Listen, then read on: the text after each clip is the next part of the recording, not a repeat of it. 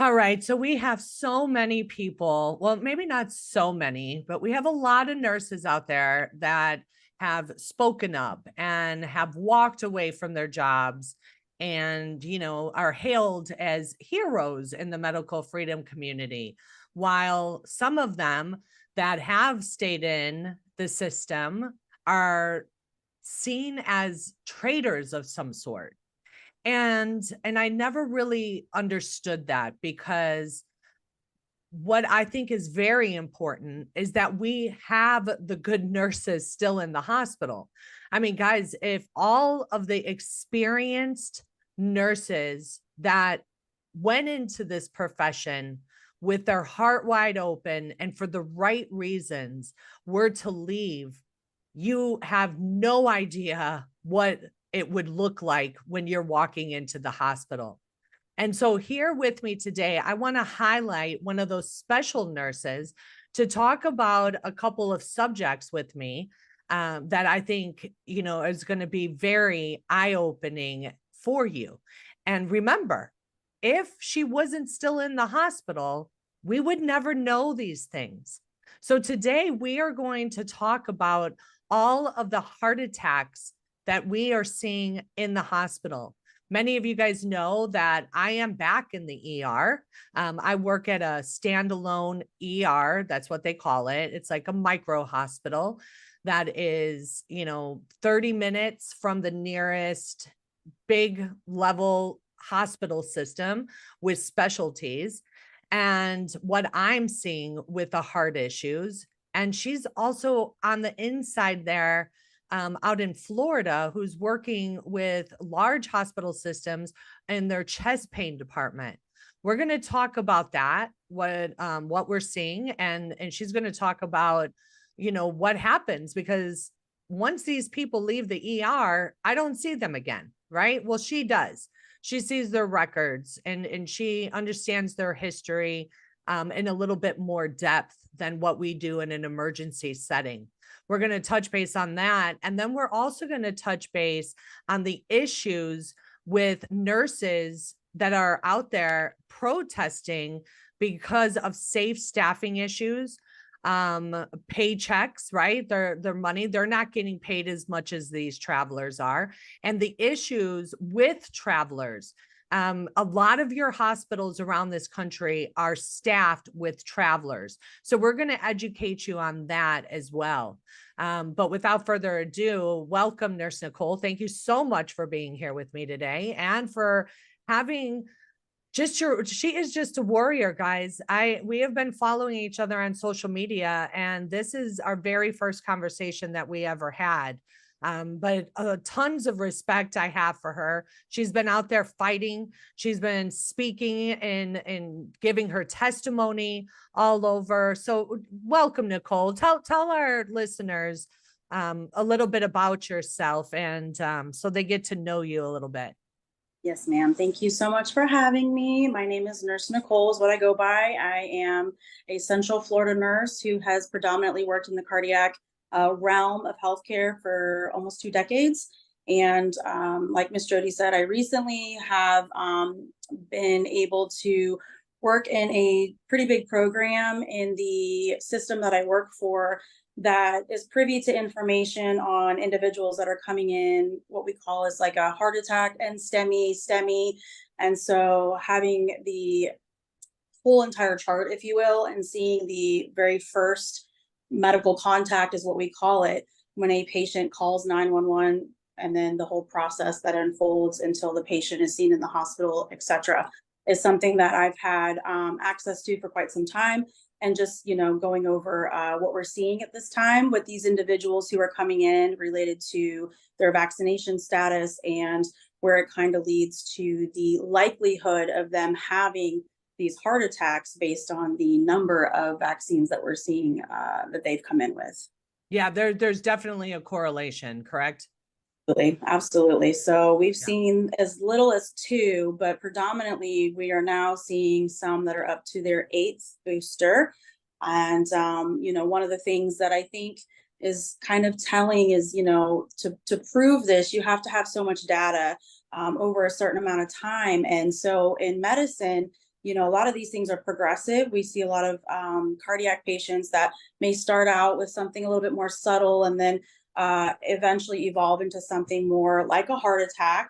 And so, or an MI is what you might know it as well. And so we are seeing that their information based on their vaccination status is being input into the system, and how many that they have, and also correlating with their history that you can see in the chart. And it correlates almost identical for a fair amount of people, not everyone, but a fair amount of people, that once you get this vaccine, what it looks like a couple weeks, a couple months from then, how they're getting either seen in their doctor's office for problems, they need extra blood work, they've maybe had a procedure, and you can follow the timeline almost identical with each vaccine that they've received. So it's pretty obvious, it's pretty telling. And seeing that over the past few years, how that looks, there's no way to deny this information at this time. No, absolutely. You know, I had told you that I had just returned to the ER. And prior to that, in the beginning of my nursing career, I had worked at about 8 years ago, it was worked at one of our level 1 trauma centers. We were a certified stroke center, and we would see, I have had more NSTEMIs, MIs, literally. I mean, I have seen like 5 of them in about 15 shifts. Right. And I am in a population of like 40,000 people. So this Right. is like insane on amount of people. But you know, before we go in there, because we're going to break down what an MI and STEMI is for you, we're going to provide some education and also early warning signs that you can look out for with yourself or your family and friends. But first, Nicole, when was your eyes opened to what was happening in the world? Was it prior to COVID or during Well, COVID? I was more hesitant before the pandemic. I wasn't somebody who like got my flu shot every time. I kind of stayed away from that. And I was someone who was always able to get a religious exemption for my vaccines. I'm someone that doesn't take well to the hepatitis B. I've had chickenpox as a child. So in the hospital systems, they require us to have certain vaccinations. And to just put out there, to be transparent, everything I say is my personal opinion, has nothing to do with my current or former employers. But I want people to know I was fully vaccinated as a child, and as I got Me too. older, these decisions based on things that I was seeing and just how I felt after I was kind of coerced into getting them to keep my job in the hospital. And so I usually did religious exemptions. I didn't want to get revaccinated for things that weren't really working for me anyways, or that I've had as a child. So it really wasn't an issue. But then when the pandemic hit, and I happened to work in a very large hospital in Central Florida, I took care of heart transplants. I was a heart transplant nurse. And another controversy for another day is, you can't get a transplant without being fully vaccinated.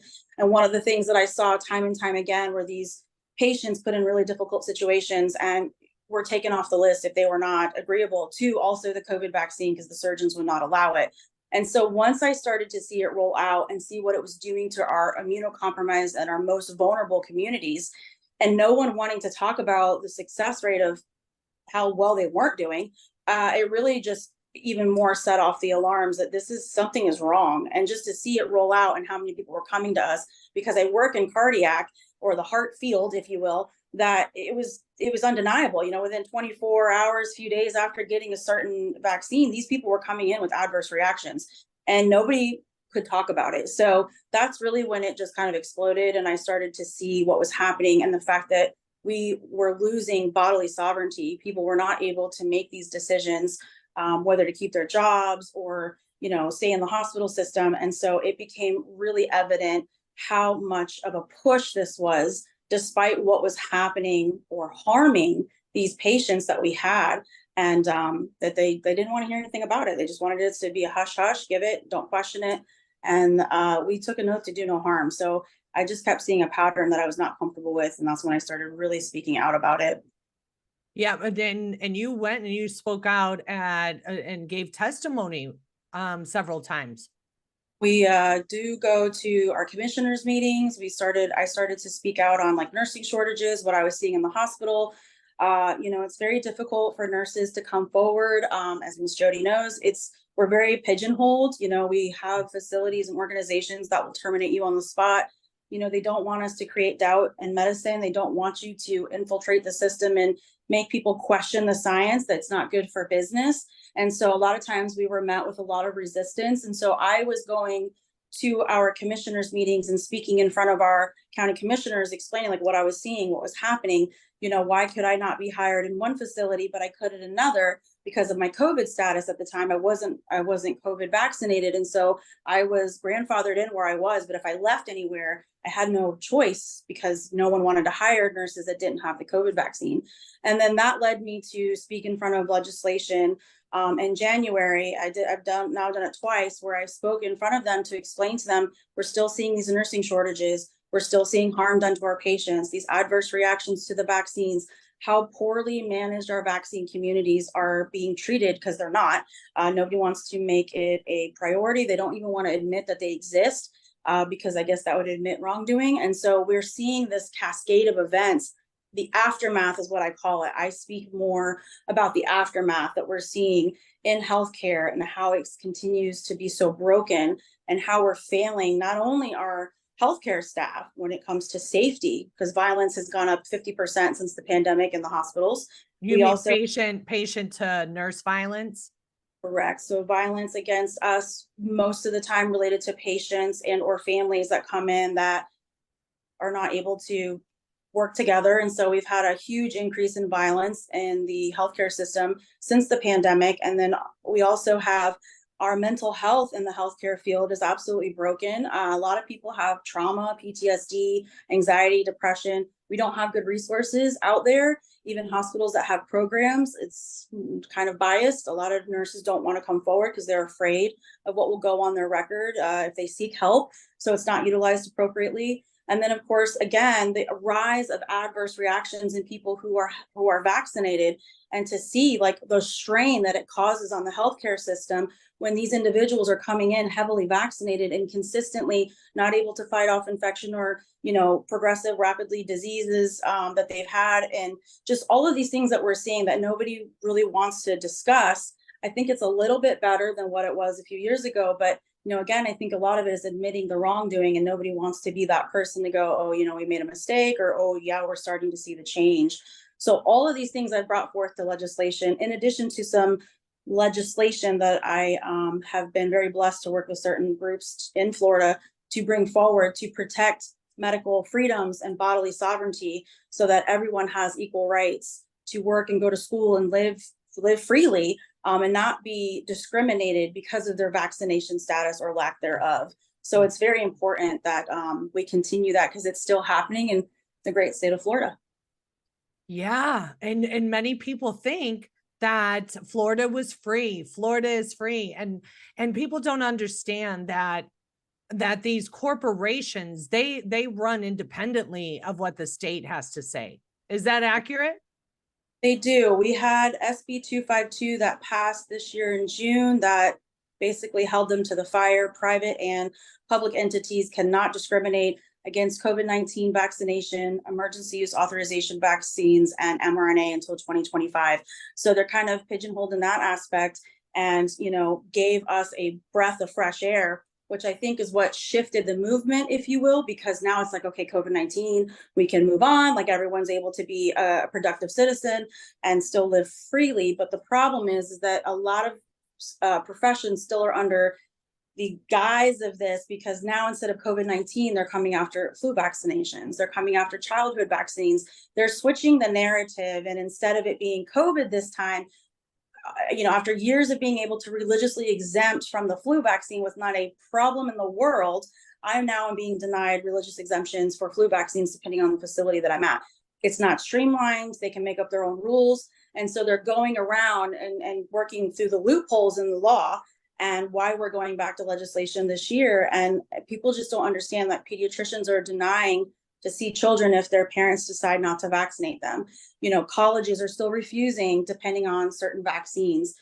Private schools can still deny religious exemptions. So it's so much bigger than what people think. And I think sometimes they think it's just a healthcare problem or, a military problem. No, the problem is they start with us. Yeah. They start with how far they can go, and then they push it out into the community. And so a lot of people just kind of sit back and say it has nothing to do with them, but really it's just a matter of time. And so what I said to legislation this past January, I said, listen, last year was my COVID, this year was my flu, so is next year going to be polio? Like, at what point does it stop so that you can stop creating shortages in these professions because you're doing it purposely? You have people that have ample experience, that have never gotten in trouble, never a bad rap on their license, and you're declining to hire them, which is a form of discrimination, if you ask me, and saying that it is what it is, and they're getting away with it. Which, again, brings into the staffing that has changed and travelers coming in. So it all mends together, and people just sometimes tend to forget that happens. They do. And a lot of times people, they don't pay any attention to it until it hits home. And then by that time, then they're like, help, help. And they're running around, and they're calling me, and they're calling you, and they're like, what can we do? And it's like, oh my gosh, first of all, we don't have time to talk to every single one of you. You know what I'm saying? Right. That's why we all need to work together. And that's what I hope that this show signifies for people, is that it's not about me blowing the whistle in the manner in which I did, which, looking back at it, I can see how bold of a move that it was, right? But again, I tell you guys all the time, this wasn't about what Jodi O'Malley did. This was about what God told Jodi to do, right? And that's why you see me flourishing, essentially, is because this wasn't about me and what I wanted in this world, although I desperately wanted it, right? Because as a nurse and as a person that loves people, it's like it was hard to see people just being harmed and lied to over and over again, but it's having people like you and me still in there. Matter of fact, I haven't had one person come to me and say, I can't believe you went back to that system, because I would tell them where to shove it. Right. Matter of fact, I could care less what people think of me. I do what I am called to do. Right. And I think that's the major difference, is that I submit to a higher authority. I call that authority Yeshua, the Holy Spirit. And he searches my heart, right? He searches every single one of our hearts. He knows what we want and what we need. And I have been away from the bedside for 2 years. I have missed it tremendously, especially in the emergency room. Now, personally, I couldn't go back to the hospital bedside. I couldn't go back to the ICU. Just ethically speaking, I could not be giving these drugs, right? But in an emergency room, which that's where my heart is, I'm happy to be there. But that's not to say that other nurses are in these areas. We need them still in these areas. For Christ's sakes, what if you go to the hospital? What if your mom, your dad, your brother, your sister, somebody you loved, you know what it would be like if you did not have that nurse that knows what's up on the floor? I don't, and they don't. And that's the thing. A lot of times there's videos that we put out, and there's a lot of information, or we post the times that we go and speak in front of the county commissioners or the legislators so that we could try to reach more people. They don't understand. And a lot of times there's a very diverse, hard left, hard right, everybody brings certain things into it with politics and how things happened. And, working in it, you see it a different way than others who don't. I mean, even, people that maybe worked in an ECMO unit or an ICU setting is going to think differently, possibly based on someone who maybe didn't always get those COVID patients. And so there's such a diverse gap in some of this information. And one of the things that I stand for is, informed consent. I tell people all the time, you need to know your rights. You need to understand the big picture here. And there's a lot of bad things that have happened, and the distrust in healthcare is rampant. And I understand why. But to group all of us together and to say that all of us are part of the problem, or that if we stay, that we're not worthy, or that we're part of the accessory, if you will, is really foolish. And like you said, if I could point out, every single time you would have wanted someone with experience and the balls, if you will, to advocate for your loved one, I stayed and would have died on 1,000 swords to been able to have seen and shown people what was going on, and that the fact that people were being taken advantage of, and had someone, and not just me, this is not a, God complex, whatever, but just somebody that with enough empathy and sense about them, that no matter what you believe or what you come to the hospital for, I am not here to judge you. Now, I Right. realize people broke that oath. I know a lot of people did judge you. I've seen people be gaslit. I have been gaslit. I have been, yelled at and by a surgeon. All kinds of things have happened. But you know what? At the end of the day, it doesn't matter. I did not choose this. This kind of chose me. I saw what was happening, and I said to myself, absolutely not. The patient has to have both sides of the coin, and they didn't. They were not always getting that, and so I felt called to stay, because had I not been there for some of the situations that I encountered, I know that there would have been far more errors or adverse events or deaths, if you will. And I know that it's really sad that we pushed a lot of nurses out of the healthcare field altogether because of the treatment that we receive and how absolutely insanely difficult it is, and the liability. But there are a lot more great nurses that are still there, that I hear from all the time, that work in various different specialties, and they're seeing the same stuff that I am, whether it's L&D or labor and delivery, whether it's a NICU, for premature babies, whether it's, like I said, I'm working, with cardiac patients. It spans across all specialties, and to lose everyone that has the care to do so would just be absolutely detrimental. And so I really hope, when we discuss these things, that people maybe have a little bit of change of heart to understand that you may see familiar faces, even if it's online or whatever, that there are people fighting to have you protected. Even the ones that wish harm on me and others that I work, they don't want us in the profession. They think we're anti-science, anti-vax. They want nothing to do with us, and they just try to discredit us. Even those people I fight for. In Yes. Florida, we fight for you to have that right to say, yes, I want it, or no, I don't. We're not trying to be anti-science, anti-vax per se. It's so that you have enough information to make an informed consent decision. And you weren't given that. I can attest to that, because I worked during it and I saw what it looked like. We didn't have the knowledge. So to say you were given it is false. And most people at the facility I worked at had to sign vague packets that said, we don't know what this is going to do. This could be a side effect you could have, maybe, maybe not. Report it to VAERS.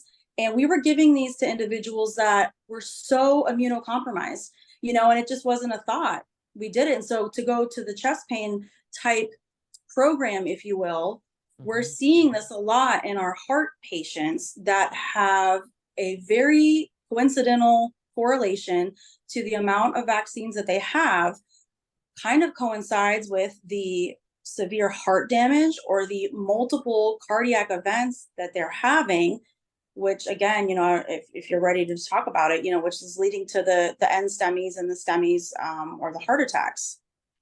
Yes, we could talk about that after the break, but before we do, since we only have a couple minutes, you did bring up something about the science, right? About reporting it to VAERS.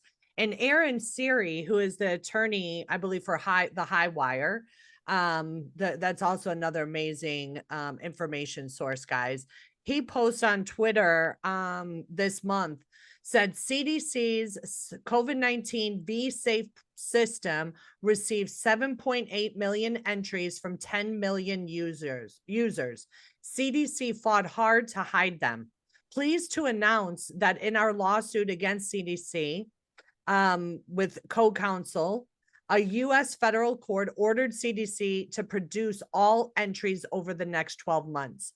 So this is what we're talking about when we're saying, oh, well, that's not science. That's not this. Well, first of all, we have to understand that our data is so corrupt, first of all. Okay. Right. And they intentionally did this. This Correct. was intentional, so that you can't just follow the trail of breadcrumbs. This will lead you into so many different paths. And it was interesting, because when people would interview me, they wanted to talk about one thing. And I said, oh my gosh, I can talk about one subject and go off 3 different ways on how they got there.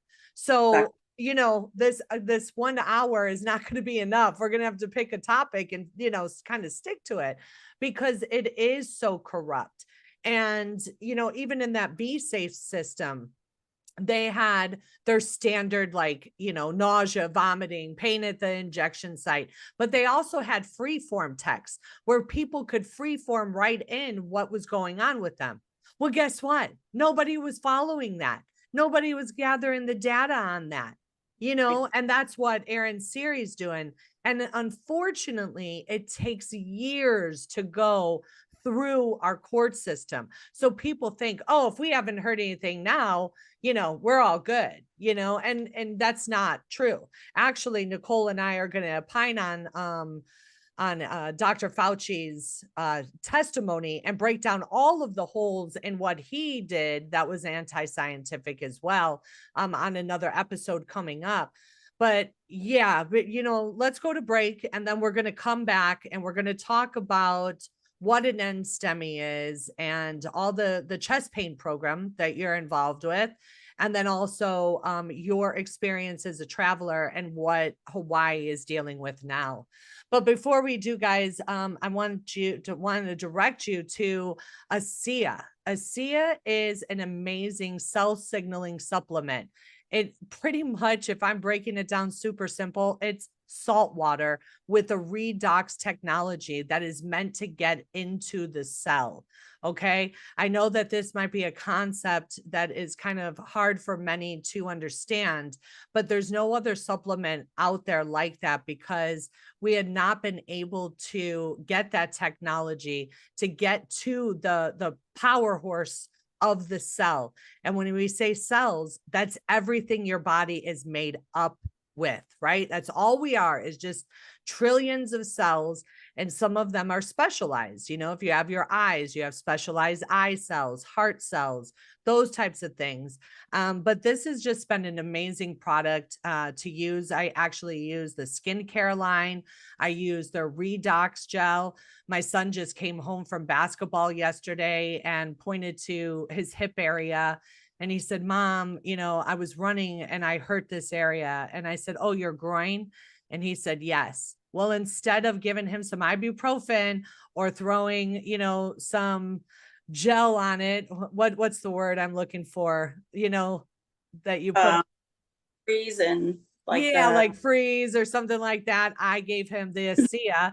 He walked out of the room and he hasn't said anything since. So we use that gel on almost everything.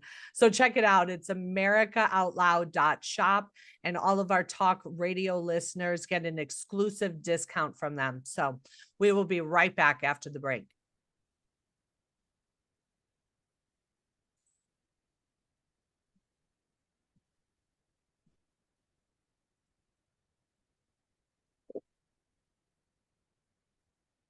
Welcome back. You are listening to Nurse Jodi O'Malley on Nurses Out Loud.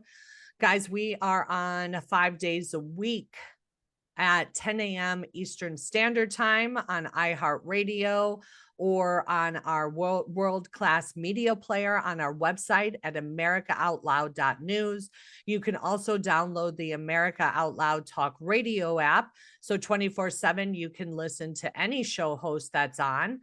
And of course, all of our shows go to podcast. We are on every single podcast network imaginable.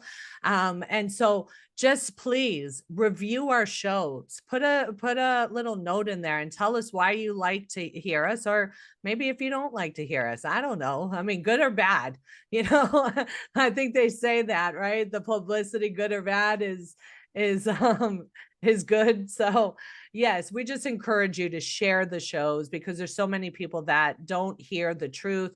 And we have amazing guests like Nurse Nicole, who is in the system right now, right? She is working. And without further ado, let's talk about the subject of chest pain, and then break down what an MI is, and STEMI, a STEMI is for people, so they understand the lingo that we're talking.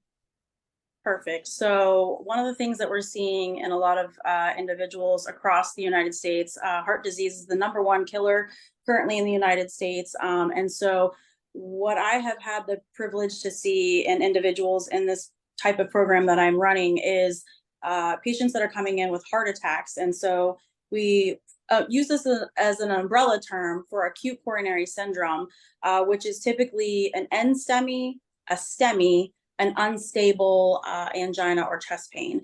And so what a NSTEMI is typically a part of the heart that has a partial blockage, which could be, due to a clot, or it could be something muscular in nature, not necessarily always a blockage.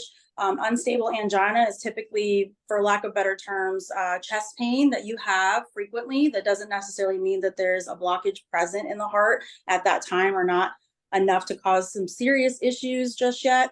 And then we have something called a STEMI, which is an ST elevated MI, or myocardial infarction, which is a true heart attack that we see in individuals coming in.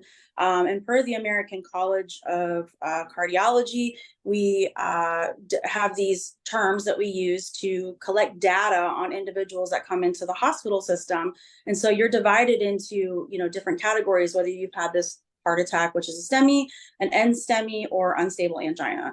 And so a lot of times these individuals can come in with what we call typical or atypical chest pain symptoms. And so typical chest pain is what we usually see on TV. They're, pale, they're diaphoretic, they're grabbing their chest, they're actually feeling like there's chest pain involved. It could go from their jaw, radiate down to their arm. There's various symptoms that could be like a little bit of nausea. Sometimes our more atypical symptoms are GI related, meaning more abdominal, nausea, indigestion. You're not necessarily complaining of what we think is actual chest pain. And so another thing to note is just how individuals have progressed, in their disease processes. And a lot of these individuals also have diabetes or high blood pressure. And so their vasculature system is already compromised. So for them to feel pain can sometimes be skewed. And so this is why we teach both typical and atypical symptoms, because a lot of our atypical symptoms are not as common that we see in chest pain, usually gets misdiagnosed or is thought to be something else related to maybe the stomach, abdomen, etc., not necessarily chest pain. And so a lot of individuals, we try to teach them in the communities what those different symptoms look like, and to know your first thought should be to call 911 because time is tissue. So those are the things we're looking at when people are brought to the emergency department. And then we run a bunch of labs. We take cardiac enzymes or heart enzymes that we're looking, called like a troponin, more specifically, and that tells us if there's some type of trauma to the heart that could be related to a heart attack. And then based on this information, we activate what we call a STEMI alert, or an ST elevated MI. So your EKG that either the EMS team or paramedics do will confirm that out in the field when you're at home. And then you're being brought to us, and then the emergency department typically will sometimes do a repeat chest EKG, and to see if we're still seeing what we think we're seeing, in addition to the symptoms the patient may have. And then of course, based on those, if it is an activated true STEMI or a heart attack, then a decision is made to take the patient to the heart, for a heart catheterization, which is the gold standard for a physician who's trained to do a heart catheterization. Can go in either through your radial wrist or your groin and kind of go into the heart to see what exactly is going on. And so a lot of times they can tell right away how well the heart muscle is functioning, or if there's an actual blockage that they can fix with what we call a stent, or if there's so much damage that you might need to be considered for open heart. So what's interesting is that when these patients come in, we do not necessarily ask you right away what your vaccination status is, but a lot of times we have access to this because of the database and how the electronic medical records are set up. And so what we're seeing is a lot of these individuals coming in have had multiple COVID-19 vaccinations. And what's interesting is, we do ask for other types of vaccines, but they're not as prominent that we ask for. It's usually just the COVID-19. And so to see the population that's coming in, particularly where I'm at, it's very diverse. So we have lower socioeconomic income versus, retired, very heavily vaccinated, and a lot more health issues because of their age. It doesn't discriminate. We're seeing it across the board that, most of these individuals that have multiple vaccinations, and when I say multiple, it can range anywhere from 2 to up to 8, that these individuals have had, that shows more heart damage And a lot of these patients are fortunate enough to have a bit of a scare, get a stent placed, hey, maybe we need to look at, watching your diet, doing exercise, whatever. But we do have patients that also have a high mortality rate, individuals that don't make it because there has been so much damage to the heart, whether they knew about it or not. So it's very important that our communities know that this is happening and that this data is being collected as it is. And like, Ms. Jodi said, it takes time. We see this in real time, but to get this out to the public, to explain that this is something we're seeing, it takes time to prove this on a large scale. And why a lot of us try to speak out and talk about it and educate so that you can make the best informed decision. That again, a lot of these individuals with multiple vaccinations are not doing well health-wise. And that can be proven very easily based on their health history and various situations that bring them to the hospital or their doctor's office. That again is more prominent depending on how many vaccines they've had. Yeah. And, so when we talk about heart attack, guys, it's either the narrowing of the blood vessel. So imagine if you had a garden hose, right? And that garden hose, when you first got it, it pushed out water really effectively, and it was strong and it was going through. Well, then over time, imagine that garden hose just shrinking right on the inside, and water was not pushing through. It looked the same on the outside, but on the inside it was not the same, and water was struggling. Well, if blood is not continually moving in a good direction at a good force with a good pressure, blood clots can happen. So you can have it, the blood clot. So, I know a lot of people, I don't know if you know this or not, but when people are having chest pain or chest pain like symptoms that we're attributing might be a heart attack, we always ask them, did you take aspirin? 324 milligram aspirin. And a lot of times people don't know to do that right away. So that's one thing. And another thing that nurses and doctors can do is ask the patient, are you vaccinated? So for example, with my chest pain patients, a couple of them, I was able to be in the room right when they came in. And when we get a chest pain alert, it's all hands on deck. Everybody is going in the room. We are putting in the IVs. We're drawing the blood. We're getting them on the monitor, oxygen if they need it, getting them the aspirin. And as I'm doing the IV and I'm going through their history of why they were there, I ask them, are you vaccinated? And I just asked that question just in the room, because you don't know if they had just gotten it or not. And it makes the other nurses and doctors in the room aware. So not one time with any of my strokes or any of my chest pains has anybody ever said to me, why are you asking that question? Because if they did, I would tell them, because that's a side effect, guys. Like that's documented on Pfizer's website. Like, hello. And if we're not the ones collecting the data and throwing it in their chart, because say if they said yes to me, I would have put a nurse's note in there and say patient received X vaccine on this day, and is presenting in the hospital with chest pain, because that can also help their case if they wanted to go and sue for an adverse event, which is pretty unlikely that they're going to win. But regardless, because it is EUA, it's still under emergency use authorization. And people need to realize the risk that they are taking with that. Even our fully approved vaccines are really, really hard, since our government, I think in 1986, passed the law preventing, giving them liability, or giving them, what is it? I can't think. They have immunity. They're not able to. Thank you. For it. And you brought a very good point up. And, for people to understand that some of the things that we're seeing is, for instance, I can see when someone had their vaccines, and I can tell you time and time again, per the literature from Pfizer and Moderna, you know, they say between the doses should be at least 3 to 4 weeks. Sometimes it could be a couple, like maybe 2 months, depending on when you got your last one. And we have seen where patients have been vaccinated a day apart.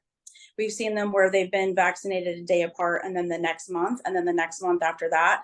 I have seen where patients have had up to 5 vaccines for COVID-19 in 2021 alone.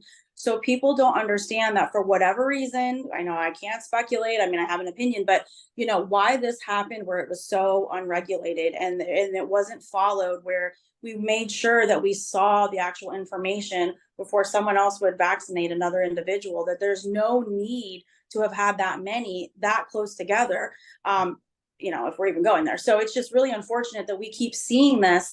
And I don't know if people are not aware of that, if they just turned a blind eye. You know, I'm not quite sure where this is going, but we see where it has been multiple times that people have been vaccinated. And like you said, you know, just knowing the symptoms, you know, knowing that you are at a higher risk if you've had these vaccines. It is on the website. A lot of the videos that I do is educating straight from the insert, things that they don't tell you. The trials that they've had are against no true placebos. The fact that we have, you know, the emergency use authorization still in effect, people still think that that's not happening. It is. Even our swabs, so when we swab you, most of these are still under the emergency use authorization. It'll be right in the database. You can Yeah. see it under your, you know, the medication Paxlovid, because of the law that we passed in Florida, which is just random. To me, in my thought process, you should have to give informed consent for everything. But that wasn't happening with a lot of the COVID-19 stuff. And so we passed a bill called SB 252 that makes them now. And I have documents where I work that I now see, due to the law SB 252, we must provide you informed consent for Paxlovid or this or that, because it wasn't happening and people were not getting the full picture, so they couldn't make that best informed decision. So knowing that if you have these symptoms, do not wait, call 911, go to be seen to your nearest hospital. Like Miss Jodi said, it's common knowledge, take the 324 baby aspirin. We used to give nitro to people. I'm not going to say not take it, but I know that there are some heart attacks that we would advise not to, but you're not going to know that. So, you know, still do what you would typically do if you have access to that. But you want to get seen, guys, because I'm telling you, a lot of these patients, they will have told us it's been happening for a day, 2 days. Had a lady that happened to that did not make it. We got her to the cath lab. We put the stent in. You know, she didn't make it. So do not wait. You know, please, please, please know that it's not to scare you. We're not trying to put fear into you, but educate and empower you that if you happen to have these vaccines on board, just know that you're at high risk and what to do so that you can be as proactive, not reactive. Yeah, and probably not a bad idea is trying to get an echo from your doctor ordered, right? You can call up your cardiologist and say, I'm having these pains. You know, I was seen in the ER and you know, and they're saying that it's not an active heart attack, but I know something's not right.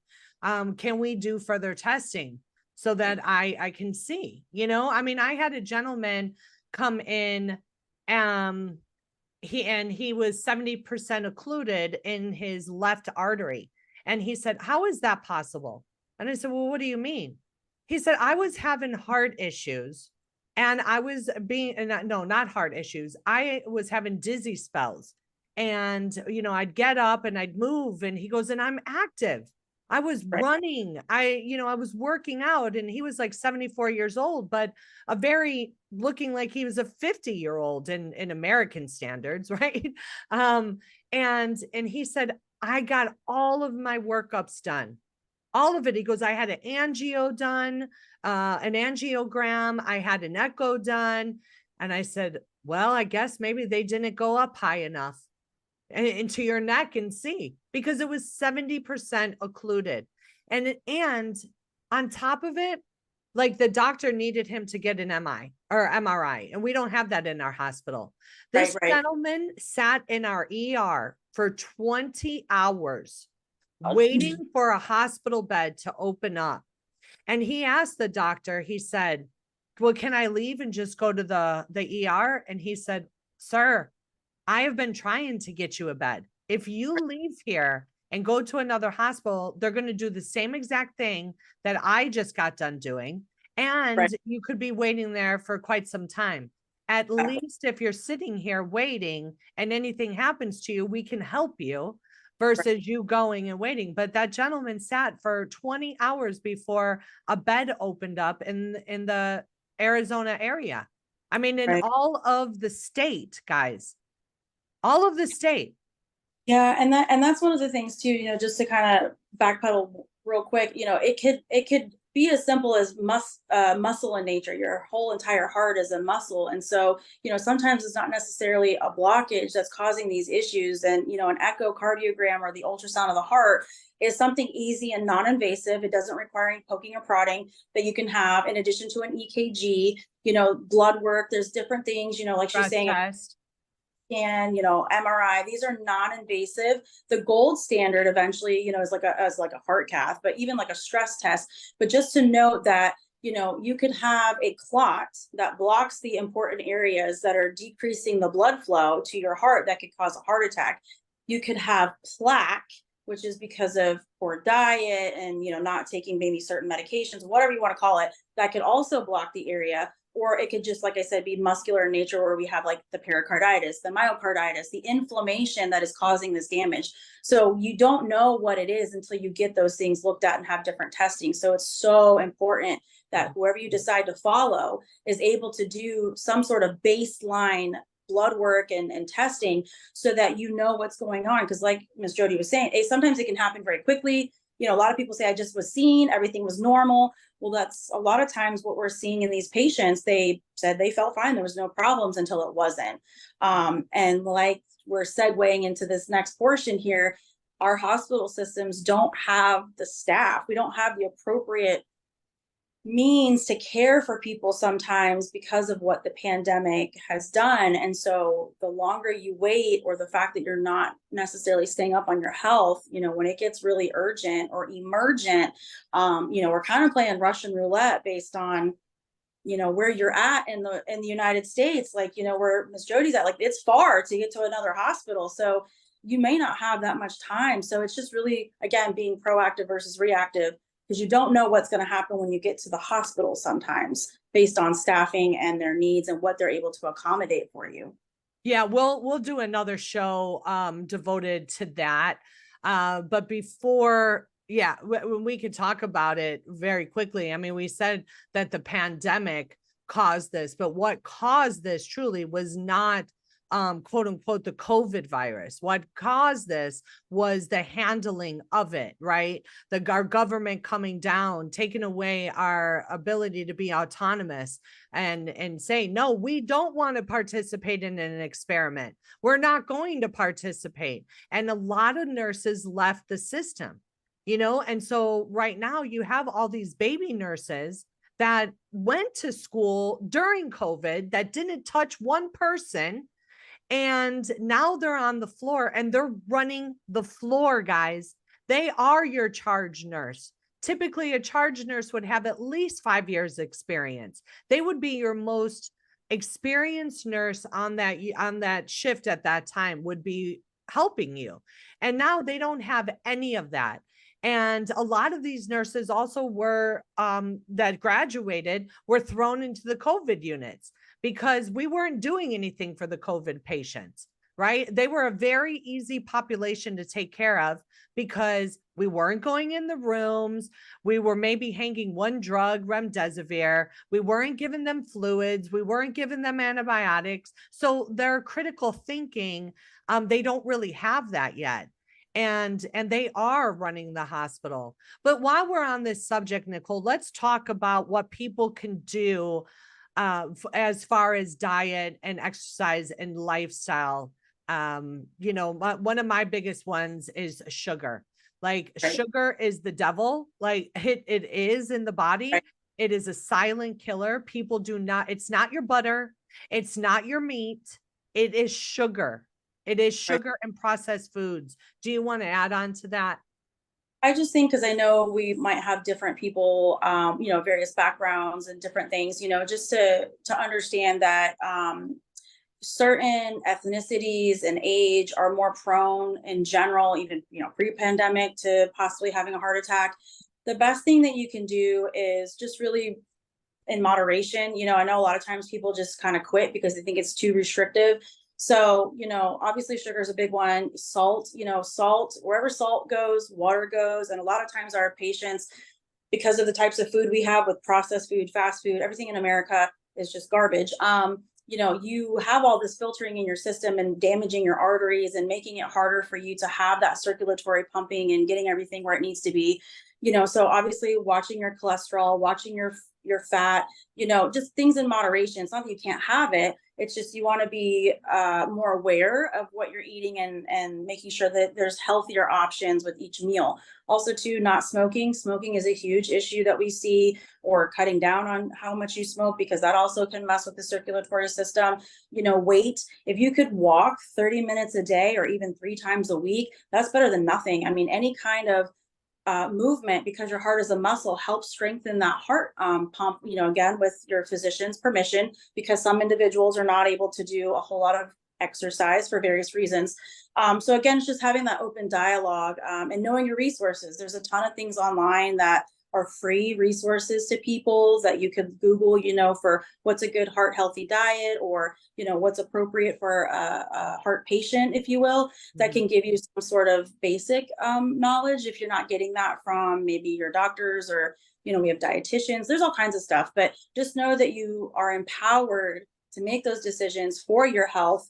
And that as nurses, our job is to educate and to advocate. But then at some point, you take the accountability to make those decisions when you leave, to try to protect yourself. Because the whole goal, whether people believe it or not, is we don't want you coming back to the hospital. We want to try to teach you to take care of yourself in a way to either decrease the amount of times you have to come, or just not come at all. It's emergency medicine. It's life or death medicine is typically what we're supposed to be seeing. And right now we're seeing a lot of variations of everything. So just the exercise and watching what you eat when it comes to your fat, cholesterol, the sugar, the salt, in moderation. So that's I usually like to tell people, to keep it super, super, super simple, because I think so many people, when they have all these, like, oh my gosh, I don't know how much fat, how much salt, how much this, I tell them this, basically, if you eliminate processed sugar and you cook all your food at home, like food that you could pronounce, not from a box, that's called processed food. So if you can cook all your meals at home and eliminate your sugar, you don't have to worry about any of that other stuff. You don't have to worry about your fat, your carb, your salt, all of that, because the salt, I think it's not the table salt that people are putting on their home cooked meal. It is the salt that they're getting from the processed food, from the package or the can of food that they are opening up. So, when you look at eliminating the sugar from your diet and the carbs, like that white processed carbs, then your body will use the fat to burn for energy. Actually, that's what I'm doing now. And because it's too much, it's right. like for someone who struggles with weight, it's like, you can't look at these like little portion controls and this and that. And you know what I'm saying? It's like, all right, I'm just going to eliminate all the carbs and the sugar, and, and I'm just going to eat that food that I can actually pronounce. You Right. know what I'm saying? No, But it's true. Make it as easy as possible, because a lot of times people just give up. It's too hard, it's too difficult, and that's not the goal. We don't want it to make it difficult or you to feel defeated. It's just to try to make smart choices, better choices. yeah. Obviously eating at home is great, and you can control what's in your food and where it's coming from. And so yeah, it's a very valid point. The salt is what I'm referring to, is just like you said, it's really the stuff that they're putting in that's easy, quick fixes with the canned food and the processed food, the TV dinners, which again, a lot of our patients may have fixed incomes and different things that's maybe all they can afford. So just kind of learning what you could do with and without, or maybe eliminate a little bit more to better your outcomes of staying as healthy as possible. Yes, I actually had a dietitian send me a message, and she said, I'm a rogue dietitian, I need to be part of your team. So well, I'm going to be interviewing her too, guys. But stay tuned on our next show coming up, because I'm going to keep Nicole on here as my co-host, and we are going to talk about the crisis in the hospital with staffing and what's happening in Hawaii and all around. Many nurses are protesting, and we just want to, be a positive voice in that and give you our opinions and hopefully some solutions to that. But that's all the time we have for today, friends. Thank you for joining us. Remember, we love to hear from you. So reach out to us, nurses@americaoutloud.com. We want to share your stories. We want to lift your voices up, because we are standing in the gap until you're able to come forward and do so yourself.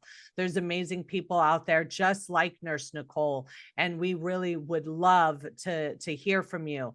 We would keep your name anonymous. We can keep your identity anonymous. No matter what, it's all about just getting information out to people. So until next time, be safe, be well, and God bless.